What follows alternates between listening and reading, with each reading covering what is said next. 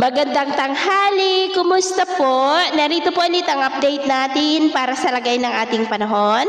Ngayong tanghali po ng March 2, 2024 na kung saan sa ngayon ay patuloy pa rin po ang pagdaloy ng hanging amihan dito po sa northern part ng Northern Luzon.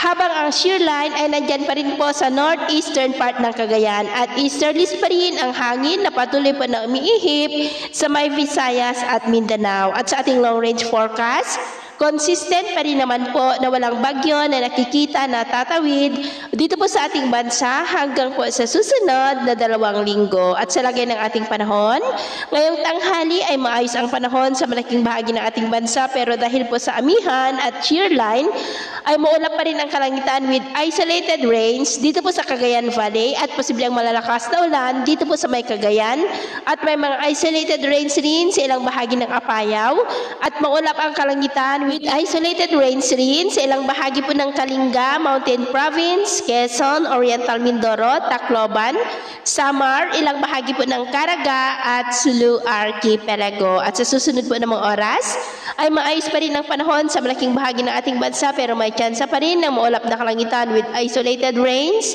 Dito pa rin po sa may Cagayan Valley, lalo na dito sa Cagayan, ilang bahagi ng Apayao, Zamboanga at Sulu Archipelago. Kaya mag-ingat po tayo sa mga posibleng banta pa rin ng mga pagbaha at pagguho ng lupa. At sa atin naman pong mga baybayin, dahil po sa amihan ay maalon po sa mga baybayin ng kanluran ng Pangasinan, Ilocos Region Seaboard, Cagayan Seaboard, Batanes, Babuyan Island na ang mga alon ay posibleng aabot hanggang po sa 2 to 3.5 meters height. At dahil naman sa easterlies ay maalon rin sa mga baybayin po ng Eastern Samar hanggang po sa silangang baybayin ng Mindanao na ang mga alon po ay posibleng aabot hanggang po sa 2 to 3 meters height. Kaya wasan po muna natin ang papalaot dyan po sa mga may kulay pula para mas makaiwas sa mga sakuna ng pangkaragatan.